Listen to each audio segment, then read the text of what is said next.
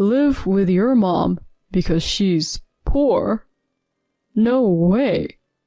I'll go only after she's dead.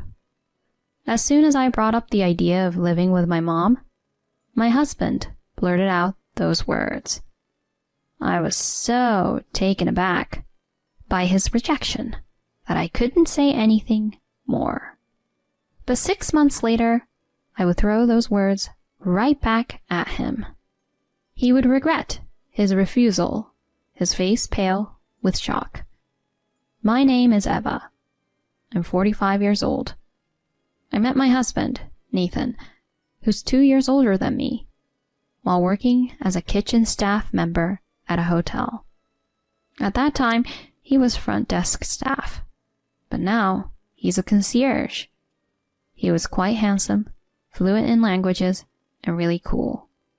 After we got married, our daughter Heather was born, and I quit my job. Once Heather started elementary school, I began working part-time in the deli section of a local supermarket. We always dreamed of owning a home, but remained stuck in a rental apartment as time passed. We could have afforded a house if we had really tried, but we were comfortable where we were and ended up staying there for many years. Nathan wasn't keen on buying a house either. Maybe it was because we both had the idea of eventually moving in with our parents. Both of us being only children, we vaguely thought we'd end up living in one of our parents' homes. But we didn't get along great with our in-laws, so we never really discussed it in detail. My parents' house is about a 30-minute drive away, in a quiet, natural area. My father, who ran a confectionery shop, passed away 3 years ago, and we closed the shop then. My mother, in her 20s, lives alone and gets by on her pension. I used to visit her regularly, with Heather, but since she became a busy high school student with clubs and part-time jobs, we haven't been able to go together recently. I also increased my part-time hours to save for her education, so I haven't been able to visit my mom for a few months. Still, my mom is a bright and active woman involved in hobbies and volunteer work. She's been healthy and hasn't really been sick, so I guess I wasn't too worried. But lately, I've been concerned because she hasn't contacted me. She used to send photos of her hiking trips and flower arrangement classes, which reassured me she was doing well, but that stopped. My emails went unanswered, and phone calls wouldn't go through. Something was wrong. After finishing my part-time job, I drove to her house. Her house, where I was born, is old, built by my father. Although the shop had been renovated a few times, the living space was mostly untouched, repaired only when absolutely necessary. As I parked in the driveway at dusk, I noticed it was dark inside, no lights on. Was my mom not home? She usually went out, but was almost always back by the afternoon. I pressed the doorbell, but there was no response. No sound of the chime inside. Maybe it was broken? Mom, I'm opening the door. I took out my key and opened the door. Entering the house, I was startled. Yikes! In the dim light, I saw a shadowy figure and involuntarily cried out. Startled by my voice, the figure turned around. Eva? Mom? As I approached the table where my mom was, I saw her holding a small sandwich in the dark. Mom, what's going on? Oh, sorry. I was just having my dinner. There was nothing else on the table, just that one small sandwich. I mean, why are you sitting in the dark? I thought nobody was home. Oh, Yes, right. She seemed unlike her usual vibrant self, almost lifeless. I tried to contact you, but couldn't reach you by mail or phone. The electricity was cut off, so I couldn't charge anything. Sorry. Electricity cut off? Are you that short on money? Well, we were self-employed, and the pension isn't much. To the point where you can't pay for electricity? We were never wealthy, but I didn't think we were that bad off. My parents paid for my vocational school and helped when I got married. They even spent generously on Heather. I felt ashamed for not knowing my mom's situation and for neglecting her. I took the bill from her and paid the electricity bill. I also bought food for the two of us. It would take a while for the power to come back, so I decided we'd have a dinner together. I called home, and Heather answered. I'm at Grandma's. There's a bit of a problem, so I'll be late coming back. Okay, I'll make something for dinner. Thanks. That would be a great help. She had grown into a good kid, despite a rebellious phase in middle school. Is your dad back yet? No, not yet. He's been coming home late, a lot lately. Leaving the house matters to Heather, I sat down to dinner with my mom, lit by an emergency lantern. In the lantern light, she looked thin and pale, much older than before, although it might have just been the dim light. Mom, are you feeling okay? I've been a bit off lately. Maybe it's my age. She smiled weakly, but seemed to enjoy the meal. Sorry, it's just supermarket food. No, it's been a while since I've had a full meal. What? Why are you so short on money? Had some expenses. Expenses? Big expenses can come up just from living, especially in an old house like ours. Things break and need a repair, and I assumed that was where her money was going. Mom, if you're struggling with money, why don't we live together? I just said it naturally. Living apart, I can't keep an eye on her, but if we live together, we can share meals, and I can help with any repairs that are needed. But she said, It's okay. My fixed deposit will mature soon. I'll manage somehow. Besides, what would Nathan say? Indeed, I couldn't imagine my husband agreeing to it. He would definitely balk at spending even a penny on the repairs of an old house. Simply put, he's stingy. Extremely so. He also didn't get along with my father. Dad had a craftsman spirit and high pride, so they often clashed. That's why he hardly ever visited my parents' home. He'd probably hate the idea of living with my mom now. Still, I couldn't leave her alone in this state, so I decided to bring it up with him. But... Live with your mom? Because she's poor? No way. I'll go only after she's dead. I expected him to oppose living together. But to say something like that? If this goes on, she really might die. Well, I'll consider going then. What? I never thought he could be so cold. And when I told him I paid my mom's electricity bill, he got furious. You paid her electricity bill? Why should we have to pay for that? He's extremely particular about money, probably influenced by the way he was raised. His parents would spend on themselves, but never for others. They seemed to be living beyond their means, just for show. Nathan had the same tendencies. If I had realized this earlier, I might have reconsidered marrying him. I didn't see it before we married. I remember he was always well dressed, but he never treated me to a meal during our dates. And the gifts he gave for birthdays or Christmas were something a kid could afford with their allowance. It's not that these things are bad, but it always left me feeling uneasy. So it's typical of him to get angry about paying for my mother's electricity bill.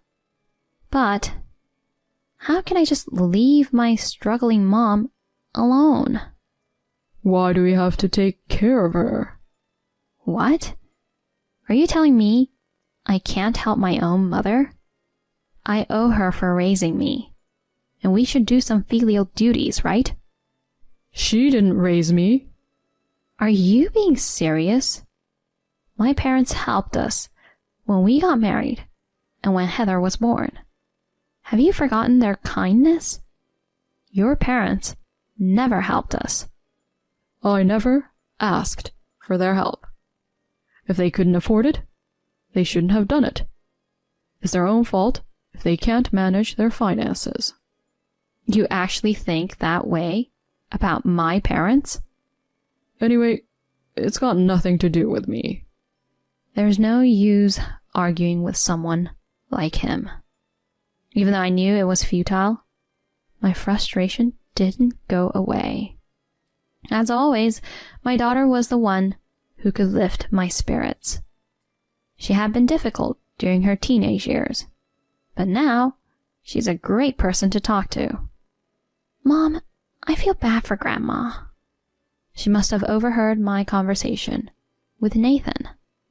When he left the living room, she came in and said, "Use my part-time money. Let's help her." I hugged her without thinking. "Thanks, sweetie, but it's okay. I have some savings, so we'll manage." "You have savings?" "Otherwise, your dad would spend it all." "He is generous with himself, isn't he?" Laughing together with her made me feel a bit better. Plus, Grandma said her deposit is maturing soon. It's probably not much, but at the time I thought that way. Little did I know how well she had managed her finances. Eva, help me. It was 6 months later that Nathan came to me pleading.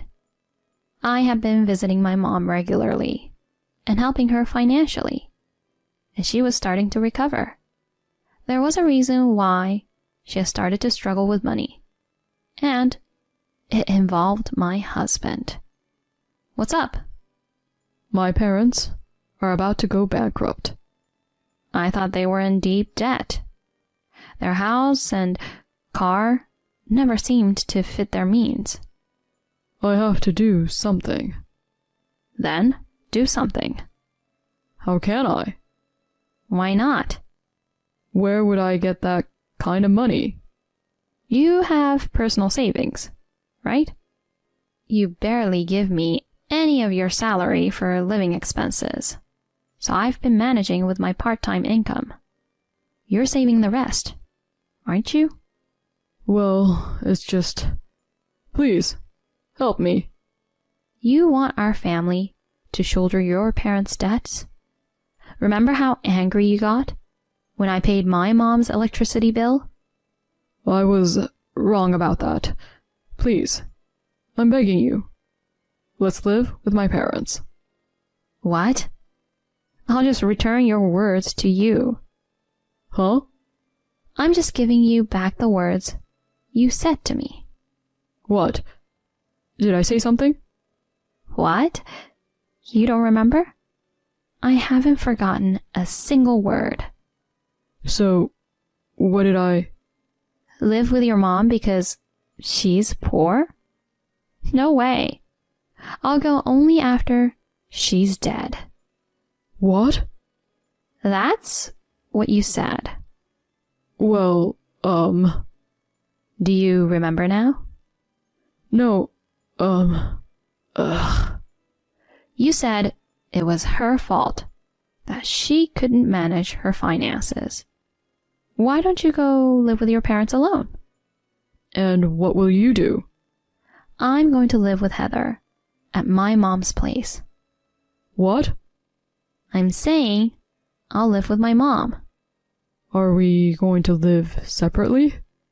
Of course. You didn't help when my mom was in trouble. I have no intention of helping your parents. Besides, I plan to dissolve our marriage. What? I presented him with the divorce papers I had prepared. Why? Why don't you ask yourself? Ugh. Just then, Heather came in. Dad, this came for you. He turned pale as he saw the envelope in her hand and tried to snatch it back. She deftly dodged his attempt, and he stumbled and fell. Ouch. Did you read this? I took the envelope from her and pulled out the documents inside. Sorry, but I opened it. This is a notice from the credit company about your loan, right? What did you need to borrow money for so badly? It was necessary.